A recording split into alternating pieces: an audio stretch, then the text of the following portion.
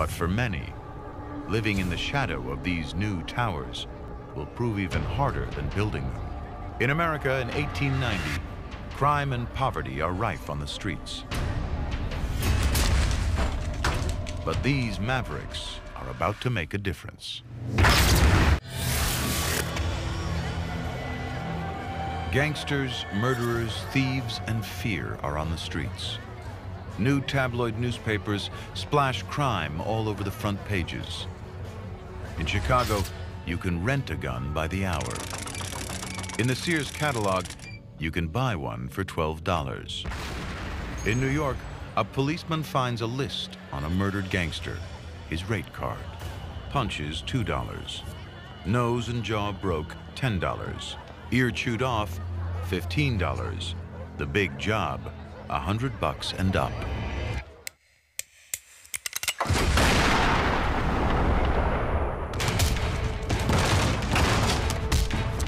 Detective Bureau Chief Thomas Burns, a man who follows his own set of rules.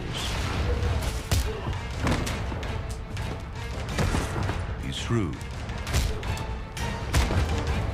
And he's very tough. Among his methods is a technique his detectives call the third degree. First degree, persuasion. Second degree, intimidation. Third degree, pain.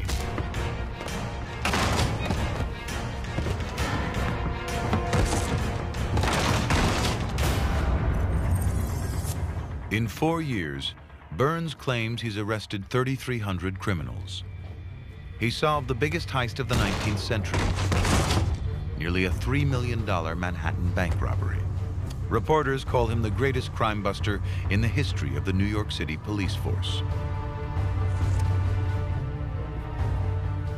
His very manner, the size of him, his menacing shoulders and arms, the bark of his voice. Pickpockets, forgers, whoever cracked a safe, unscrupulous rogues. Crooks are now afraid of their shadows. They lead double lives. But tracking down criminals isn't easy. There's no official ID, no birth certificates or driver's licenses. If a criminal is known in one town, he just moves to the next. Criminals are anonymous. Burns is tackling this problem head-on and bringing police work into a new age. This is his rogues gallery. Mugshots of 7,000 known lawbreakers. Using photography to identify criminals will change detective work forever. Annie Riley, alias Little Annie. Deceitful servant. The mugshots are distributed to police departments around the country. But these are more than just pictures. Burns is also building psychological profiles of criminals. Rufus Minor. He comes from a very good family. It's a pity he's a thief. This is the first attempt to create a national crime register. A city as diverse as ours is going to have a significant crime problem that you've got to be on top of. Even today, mugshots still catch criminals.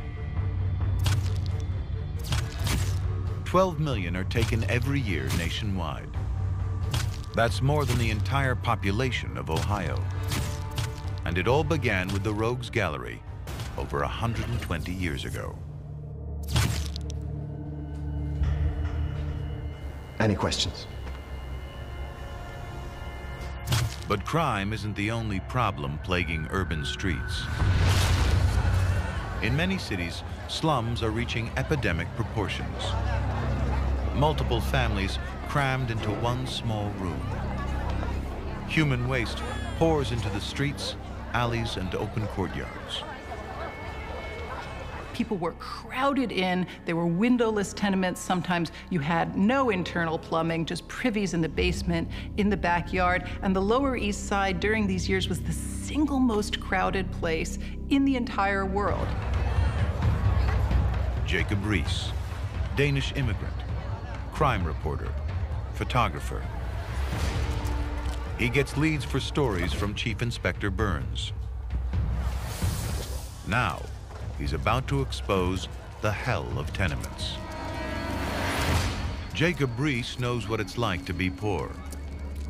15 years ago, he lost his job in a stock market crash. It's midnight, but Reese has a new technology that will change the public perception of poverty forever. An explosive powder that produces enough light to photograph in the dark.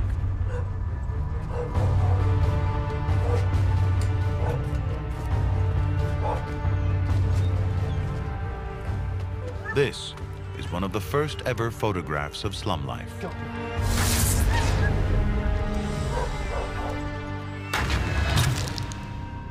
It shocks millions. Ladies and gentlemen, my name is Jacob A. Reese, and this is how the other half live and die in New York City. Magazines refuse to print his work, so Reese puts on his own magic lantern shows. His mission, to show the nation's wealthy something they've never seen before, filth and desperation on their doorstep. In this block, 9 dead were carried out this year alone. 5 in baby coffins. What he demonstrated was that there is another reality, that all that prosperity didn't trickle down all the way to the bottom, and there was some deplorable living conditions, and this country was not just forced to confront those conditions, but then was moved to begin to deal with them. Reese publishes his pictures in a book called How the Other Half Lives. It will sell more than 28 million copies. Within 2 decades, the worst of New York's slums are torn down. Tenements sell at auction for as little as $1. Reese's campaigning forces all New York schools to build playgrounds and landlords to install toilets inside apartments, not outside. It is the first step in tackling the slums. But as cities keep on growing, an even bigger challenge remains. In New York alone, nearly 40,000 die in 1 year from diseases. Because of this, filth. But one clean crusader is about to change everything. 1895. Our major cities are drowning in filth. 120,000 horses dump 500,000 pounds of manure into the New York streets every day. Wagons are blocked by 3-foot-high piles of human and animal waste. Into this world steps a man on a white horse, Colonel George Waring. Civil War veteran, legendary sewer engineer, apostle of cleanliness. He's the head of New York's sanitation department. The city stinks with the emanations of putrefying organic matter. Black rottenness is seen and smelled on every hand. The crowded streets are a veritable hell. Waring recruits an army of 2,000 sanitation workers in white uniforms. Some dismiss him as a crank. They call his men white ducks, but Waring means business. Tons of garbage, normally dumped into the river, is recycled. Ash becomes landfill on Rikers Island. Organic waste boiled into oil and grease. Waring is America's first eco-warrior. His men clean 433 miles of street. Death rates decline, water quality improves. Waring saves the lives of thousands. The measures spread across America. Just 16 years after Colonel Waring, half of all cities have waste collection. And it is not just waste.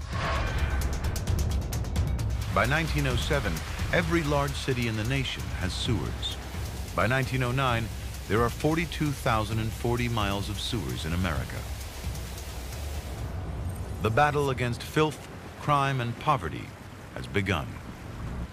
But one of the city's greatest innovations is still in its infancy. one man will change the urban landscape forever.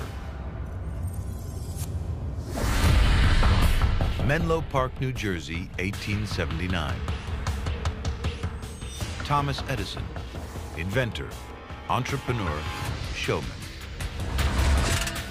He was taken out of school as a boy, but that won't stop him from becoming synonymous with inventions that define the modern era. He pushes his team hard, 24/7, in one of the world's first R&D labs. It will generate more than 1,000 patents.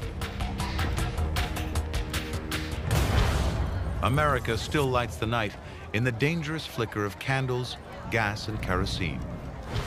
Edison thinks he has a better idea if he can get a filament to burn slowly in a vacuum. The electric light bulb. Platinum.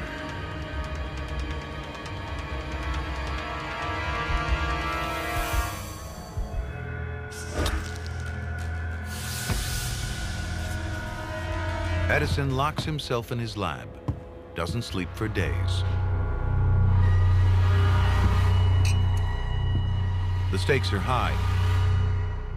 His backers have sunk $130,000 into his research, millions in today's money. He claimed to have gone through 6,000 materials from the plant world alone in his search for the perfect filament. Torrid lamp jack.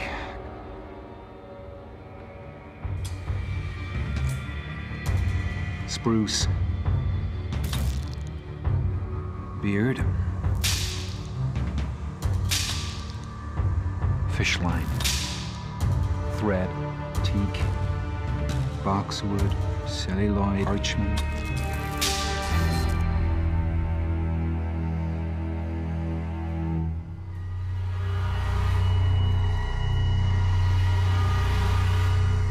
Then, something extraordinary happens.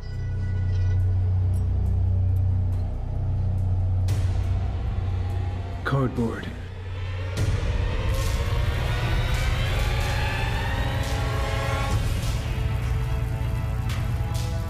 A piece of carbonized cardboard burns for 300 hours. It's going to change the way people live forever. What Edison does is nothing less than to banish the darkness. Now think of the meaning of that. Think of what that means to daily life. New Year's Eve, 1879. Edison shows off his new invention. Thousands of people flock to his lab to see the future take shape. The Pennsylvania Railroad arranges special trains to accommodate the crowds. When Thomas Edison invented that light bulb, that electric light bulb, how magical that must have been. You know, to sit there and just all of a sudden, like without a match or without kerosene or gas, and just flip a switch and light. In just 2 years, Edison builds more than 5,000 power plants, generating electricity for cities like New York, Boston, Chicago, Detroit, St. Louis, and New Orleans. Over the next 5 years, he builds over 127,000 more. By 1902, 18 million light bulbs are in use. The impact is massive. Sports, entertainment, factories, stores, all can now operate at night.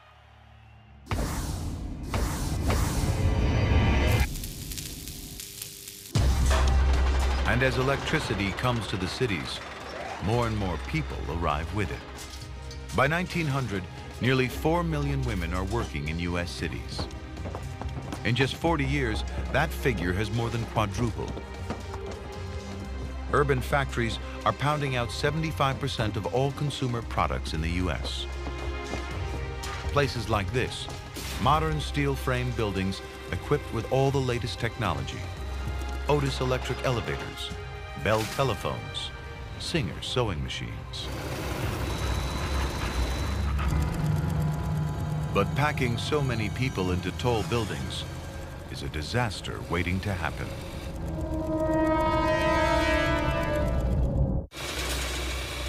The United States is hurtling into the modern age, symbolized by megacities rising up all across the continent. By 1909, Americans are spending nearly $23 billion a year on ready-made clothes. This factory is producing 12,000 garments a week, known as shirtwaists. They're the latest fashion for the working woman.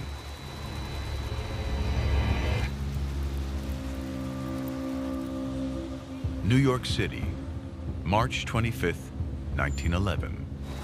4:45 p.m., the Triangle Shirtwaist Factory, 8th floor. 260 girls work here, most of them teenagers.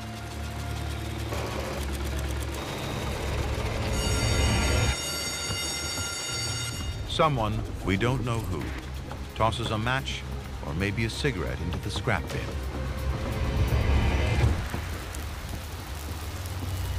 Eva Harris, a seamstress, smells burning. There's a fire, Mr. Bernstein. Production manager Samuel Bernstein grabs one of the 3 fire pails. But the fire is already spreading.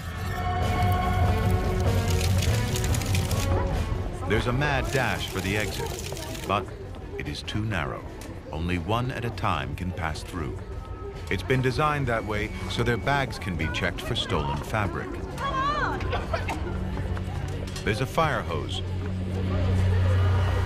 but it's not working. No water! The only way to warm the floors above is through the switchboard 2 floors up on the 10th floor. Hello, switchboard. 10th floor. Fire! There's a fire! Put me through to the 9th floor. Oh. She drops the phone and runs to get help. The message never reaches the 9th floor. Samuel Bernstein races up the main stairs to help the 160 workers trapped there. But blocking the front door, there's a barrel of motor oil.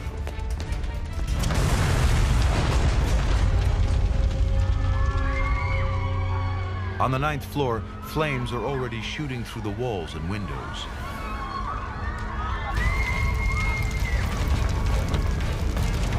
The girls on 9 rush to the fire escape, but it's locked. Only 2 escape routes are left on the 9th floor: the elevator and the metal fire escape. Kate Weiner makes it to the elevator door, but she's lost her sister. Everyone was knocking and crying for the elevator to come up. Suddenly, the elevator came, and the girls rushed in. I was searching for my sister Rose, but I couldn't find her. The flames were coming toward me, and I was being left behind. I felt the elevator was leaving the 9th floor for the last time. She's the last person to get to the last elevator.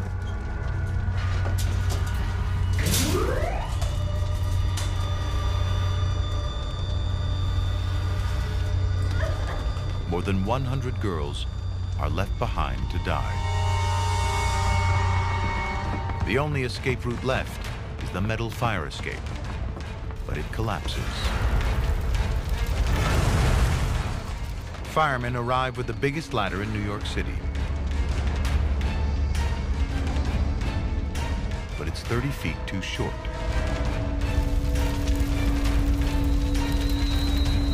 4:58 p.m.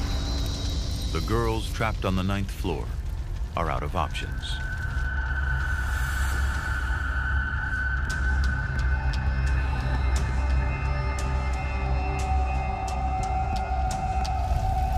In desperation, they jump. –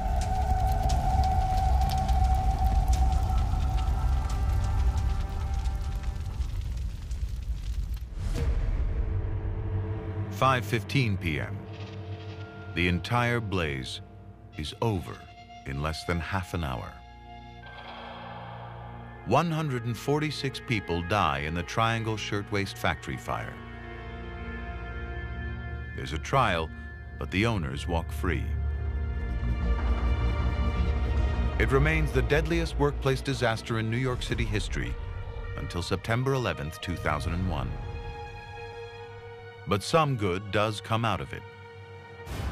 This dramatic tragedy sparks a wave of reform, so you begin to get new restrictions and a new conversation about what to do to prevent this kind of tragedy from happening. But it did not stop, of course, that tragedy itself.